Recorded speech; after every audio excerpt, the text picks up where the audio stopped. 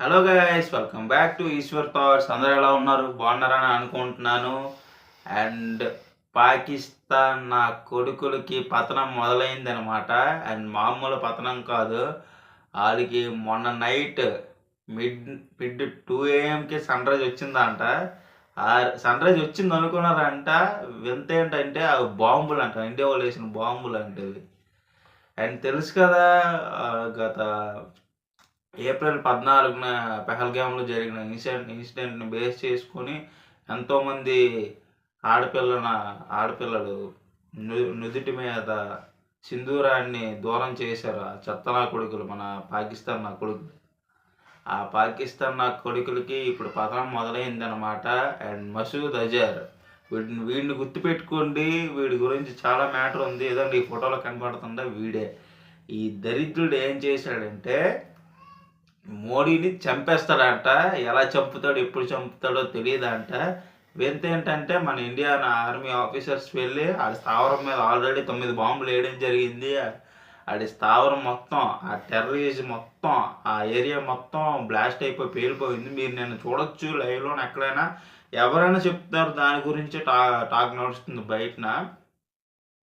And ఇప్పుడు మనం కూడా ఇండియాకి ఎంతో కొంత సహకరించి ఇండియాలో ఉంటున్నాం కాబట్టి ఎంతో కొంచెం బాధ్యతగా ప్రవర్తిస్తే చాలా మంచిది, మనకు మంచిది, మన ఎకనామీకి మంచిది, రాబోయే తరాలకు మంచిది.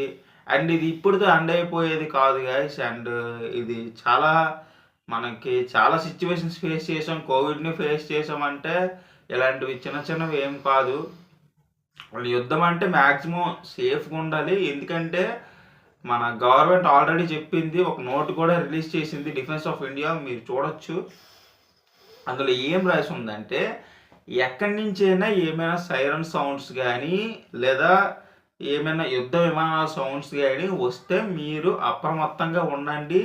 అండ్ జాగ్రత్తగా ఒక మంచి ప్లేసెస్కి వెళ్ళి దాక్కోండి. ఫర్ ఎగ్జాంపుల్ ఎక్కడంటే ఊరి చివరనకి వెళ్ళి ల్యాండ్స్ దగ్గర, లేదా మీ ఇంటి దగ్గర ఉన్న ఒక టేబుల్ దగ్గర కూర్చొని దాగోడము. And next etcetera.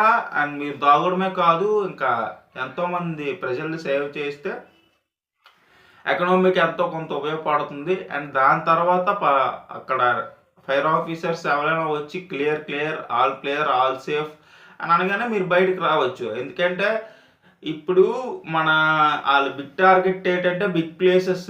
ఇప్పుడు వేరే దేశాలకు ఎలాగున్నాయో, బిగ్ క్యాపిటల్స్లో బిగ్ దేశాలు ఎలాగున్నాయో మనకు కూడా దేశాలు ఉన్నాయి కదా. అలాగా పెద్ద సిటీస్ ఉన్నాయి కదా, హైదరాబాద్, వైజాగ్ మెయిన్ టార్గెట్ ఇవే.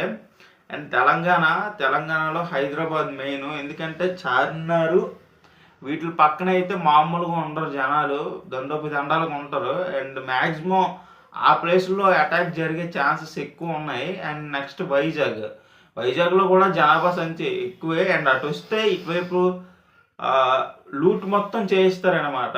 అండ్ మ్యాక్సిమం చెయ్యలేరు. మన జాగ్రత్తలో మనం ఉండాలి. ఎప్పుడేం జరుగుతుందో ఎవరు చెప్పలేరు. వాళ్ళు వచ్చే టైంకి వాళ్ళు వేసేస్తారు.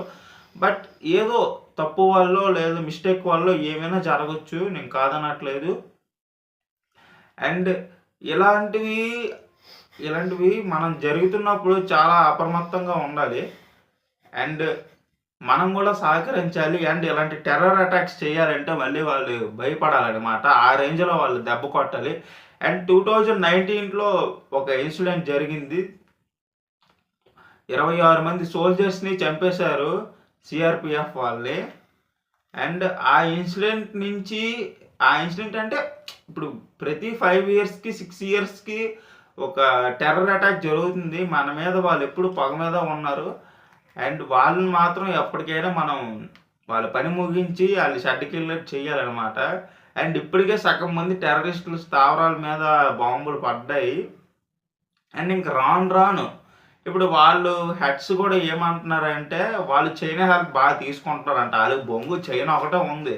అండ్ మనకు చూసుకున్నట్లయితే రష్యా ఉంది, ఫ్రాన్స్ ఉంది, ఇంకా అమెరికా ఉంది. ఇలా చాలా దేశాలు మనకు సపోర్ట్ చేస్తున్నాయి. మనం ఏం భయపడక్కర్లేదు, బాధపడక్కర్లేదు. అండ్ ఎందుకంటే స్ట్రాంగ్ ఒక గ్రూప్ మొత్తం మన దగ్గర ఉంది. అండ్ అన్ని రైట్స్ ఇచ్చేశారు మన ఇండియన్ గవర్నమెంట్. ఆర్మీ మాత్రం రెస్ట్ లేదబ్బా. నిజంగా ఆర్మీ ఆఫీసర్స్ ఎక్కడికైనా వాళ్ళకి సెల్యూట్ చేయండి. అండ్ ఇలాంటివి ఇంకా ముందు ముందు జరిగే అవకాశాలు అయితే చాలా ఉన్నాయి. బెహ్లంపూర్లో కానీ, అక్కడ జమ్మూ అండ్ కాశ్మీర్లో కానీ, నెక్స్ట్ ఇలా ఉత్తరప్రదేశ్లో కానీ, రాజస్థాన్లో కానీ ఈ ఈ ప్లేసెస్లో బాగా సెర్చింగ్ ఆపరేషన్స్ జరుగుతున్నాయి. అండ్ ఈ ప్లేసెస్లోనే వాళ్ళు చాలా తిరుగుతున్నారంట. అండ్ మొన్న ఒక ఫైటర్ జెట్ని జమ్మూ అండ్ కాశ్మీర్లో కాల్ చేశారని చెప్పారు. అది ఎంతవరకు రియలో వాస్తవం తెలియదు, కానీ మ్యాక్సిమం కాల్ చేశారని అంటున్నారు పాకిస్తాన్ జెట్ని. అండ్ ఇప్పుడున్న ఎకనామీతో మనం పోల్చుకున్నట్లయితే మన ఇప్పుడున్న టెక్నాలజీ చాలా డెవలప్ అయింది. అండ్ ఏదైనా మీరు సోషల్ మీడియాలో అలర్ట్గా ఉండండి, ఫేక్ న్యూసెస్ అసలు నమ్మకండి. అండ్ ఎవరు చెప్పినా ఏం చెప్పినా ఒక సెకండ్ ఆలోచించి ఆ పని చేయండి. అండ్ ఏదేమైనా మనకి ఇలాంటి యుద్ధాలు అనేవి అప్పుడులోనే జరిగాయి. టెక్నాలజీ లేని టైంలోనే మనం గెలిచాం. అండ్ ఇప్పుడేం పెద్ద మ్యాటర్ ఏం కాదు. అండ్ మనం జాగ్రత్తగా గవర్నమెంట్కి, మన ఇండియాకి, మన ఆర్మీ ఆఫీసర్స్కి మన వంతు మనం సాయం చేస్తే వాళ్ళకి ఎంతో కొంత హెల్ప్ఫుల్గా ఉంటుంది. మన దేశాన్ని మనం కాపాడుకున్నట్లు అవుతుంది. And that's it today video guys. Video నచ్చినట్లయితే వీడియో లైక్ చేయండి, షేర్ చేయండి. నేను కొత్తగా స్టార్ట్ చేశాను ఈ కంటెంట్. మ్యాక్సిమం నా కంటెంట్ నచ్చితే సపోర్ట్ చేస్తారు అనుకుంటున్నాను. And thank you for